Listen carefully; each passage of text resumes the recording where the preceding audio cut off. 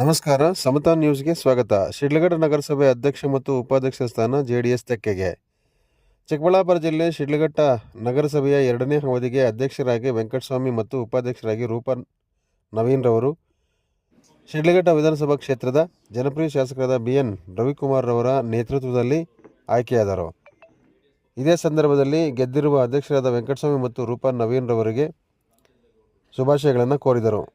ಪತ್ರಿಕಾಗೋಷ್ಠಿಯಲ್ಲಿ ಶಾಸಕರಾದ BN ರವಿಕುಮಾರ್, ಕೋಲಾರ ಲೋಕಸಭಾ ಕ್ಷೇತ್ರದ ಸಂಸದರಾದ ಮಲ್ಲೇಶ್ ಬಾಬು, ಬಿಜೆಪಿ ಮುಖಂಡರಾದ ರಾಮಚಂದ್ರ ಗೌಡರು, ಆನಂದ್ ಗೌಡರು, ಬಂಕ್ ಮುನಿಯಪ್ಪ, ನಗರಸಭಾ ಸದಸ್ಯರುಗಳು ಹಾಗೂ ಬಿಜೆಪಿ ಮತ್ತು JDS ಕಾರ್ಯಕರ್ತರು ಹಾಜರಿದ್ದರು. ಸಮತಾ ನ್ಯೂಸ್, ಶಿಡ್ಲಘಟ್ಟ.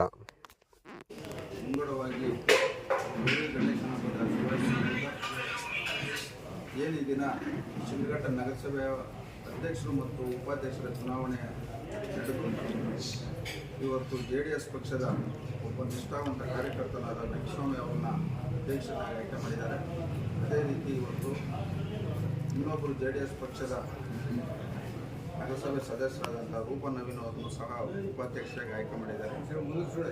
ಈ ಒಂದು ಚುನಾವಣೆಯನ್ನು ಗೆಲ್ಲಿಸ್ಕೊಟ್ಟಂಥ ತಾಲೂಕಿನ ಎಲ್ಲ JDS ಪಕ್ಷದ ಮುಖಂಡರಿಗೂ, ಮುಖ್ಯವಾಗಿ ನಗರಸಭೆ ಎಲ್ಲ ಸದಸ್ಯರಿಗೂ, ನಮ್ಮ ಭಾರತೀಯ ಜನತಾ ಪಕ್ಷದ ತಾಲೂಕಿನ ಮುಖಂಡರು ರಾಮಚಂದ್ರನವರು ಅವರ ಪಕ್ಷದ ಸದಸ್ಯರುಗಳು ಹಾಗೂ ಏನಿವತ್ತು ಇಂಡಿಪೆಂಡೆಂಟ್ ಸದಸ್ಯರುಗಳು ಸಹ ನಮಗೆ ಸಹಕಾರ ಕೊಟ್ಟಿದ್ದಾರೆ.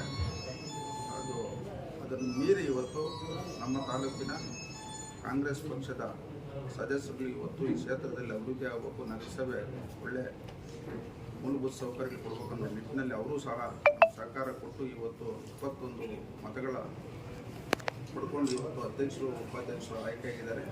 ಇವತ್ತು ಈ ಒಂದು ಸಂದರ್ಭದಲ್ಲಿ ಈ ಒಂದು ಕ್ಷೇತ್ರದಲ್ಲಿ ಪಕ್ಷ ಬೆಳೆಯಬೇಕಾದ್ರೆ ನಮ್ಮ ಪಕ್ಷದ ರಾಷ್ಟ್ರೀಯ ಅಧ್ಯಕ್ಷರಾದ ದೇವೇಗೌಡರು ಮತ್ತು ಕುಮಾರಣ್ಣನವರ ಒಂದು ಸಹಕಾರ ಹಾಗೂ ಇವತ್ತು ಈ ಪಕ್ಷದ ಎಲ್ಲ ಒಂದು ಶ್ರಮದಿಂದ ಇವತ್ತು ಈ ಒಂದು ಕ್ಷೇತ್ರದಲ್ಲಿ JDS ಪಕ್ಷದ ನಗರಸಭೆ ಅಧ್ಯಕ್ಷರು ಮತ್ತು ಉಪಾಧ್ಯಕ್ಷರು ಇವತ್ತು ಅಧಿಕಾರ ಸ್ವೀಕಾರ ಮಾಡಿದ್ದಾರೆ.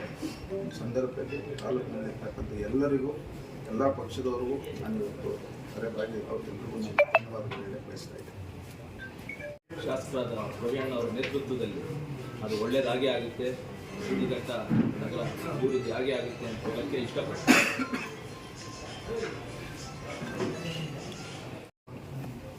ಮಾಧ್ಯಮ ಮಿತ್ರರಿಗೆ ಹಾಗೂ ಸಮಸ್ತ ಶಿಡ್ಲಘಟ್ಟ ವಿಧಾನಸಭಾ ಕ್ಷೇತ್ರದ ಜನತೆಗೆ ಗೌರಿ ಗಣೇಶದ ಹಬ್ಬದ ಶುಭಾಶಯನ ಮುಖಾಂತರ ಹೇಳ್ತಾ, ಇವತ್ತೇನು ಹಬ್ಬದ ವಾತಾವರಣದಲ್ಲಿ ನಮ್ಮ ಶಿಡ್ಲಘಟ್ಟ ನಗರದಲ್ಲಿ ಇವತ್ತು ಏನು ಚುನಾವಣೆಗೆ ಸಾಕಷ್ಟು JDS ಇಂದ ಇರ್ಬೋದು, BJಪಿಯಿಂದ ಇರ್ಬೋದು, ಇಂಡಿಪೆಂಡೆಂಟ್ ಇರ್ಬೋದು, ಅದ್ರ ಜೊತೆಗೆ ಕಾಂಗ್ರೆಸ್ಸಿಂದ ಕೂಡ ಕೌನ್ಸಿಲರ್ಸ್ ಎಲ್ಲ ಒಗ್ಗಟ್ಟಾಗಿ ಬಂದು ಅಭಿವೃದ್ಧಿಯತ್ತ ಇವತ್ತು ಚಿಂತನೆ ಮಾಡಿ ಅಭಿವೃದ್ಧಿ ಆಗಬೇಕು, ನಗರದಲ್ಲಿ ಸಾಕಷ್ಟು ಕೆಲಸಗಳಾಗೋದಿದೆ, ಇವಾಗ ಶಾಸಕರ ನೇತೃತ್ವದಲ್ಲಿ ಸಾಕಷ್ಟು ಅಭಿವೃದ್ಧಿ ಮಾಡಬೇಕು ಅಂತ ಎಲ್ಲರೂ ಒಗ್ಗಟ್ಟಾಗಿ ಬಂದು ಇವತ್ತೊಂದು 21 ಮತಗಳನ್ನು ತಗೊಂಡು ಇವತ್ತು ಅಧ್ಯಕ್ಷರಾಗಿ ಸನ್ಮಾನ್ಯ ವೆಂಕಟಸ್ವಾಮಿಯವರು ಮತ್ತು ರೂಪಾ ನವೀನ್ ಅವರು ಇವತ್ತು ಆಯ್ಕೆಯಾಗಿದ್ದಾರೆ.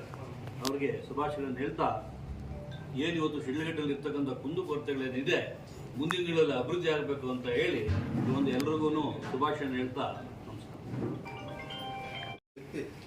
ಅವರ ಒಂದು ಒಗ್ಗಟ್ಟಿನಿಂದ ಇವತ್ತು ನಮ್ಮ ಪಕ್ಷ ಇವತ್ತು ಈ ಮಟ್ಟಕ್ಕೆ ಬೆಳೀಲಿಕ್ಕೆ ಕಾರಣ, ಇವತ್ತು ಅಧಿಕಾರ ನಮ್ಮ ಸಿಗ್ಲಿಕ್ಕೆ ಕಾರಣ ಅಂತ ಸಹ ನಿಮ್ಮ ಸಂದರ್ಭದಲ್ಲಿ ಹೇಳಬೇಕು. ಅಭಿವೃದ್ಧಿಗಾಗಿ ಸುಮಾರು 1-2 ತಿಂಗಳಿಂದ ನಾವು ಬಂದಾಗ ಇದೇ ಕ್ವಶನ್ ಕೇಳ್ತಾಯಿತ್ತು. ನಾವು ಬರೀ ಸೆಷಲ್ಲೇ ಇದಾಗಿದೆ, ಏನು ಪಜಲ್ ಅನ್ಸೊಂದು ಹೋಗ್ತದೆ. ಇವಾಗ ದಿಶಾ ಬಿಟ್ಟಿದೆ, ಅದಕ್ಕೆ ವೇಟ್ ಮಾಡಿ ಅಂತ ಹೇಳ್ತಾ ಇದ್ದೀವಿ.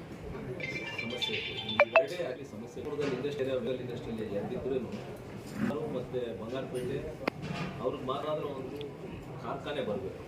ಮ್ಯಾನುಫ್ಯಾಕ್ಚರಿಂಗ್ ಯೂನಿಟ್ಸ್ ಬಂದರೆ, ನಾನು ಹೋದ ವಾರ ಬೆಮ್ಮೆಲ್ CMD ಮೀಟ್ ಮಾಡಿದಾಗ ಇದೇ ವಿಚಾರ ಮಾಡ್ತಾಯಿದ್ದೀನಿ.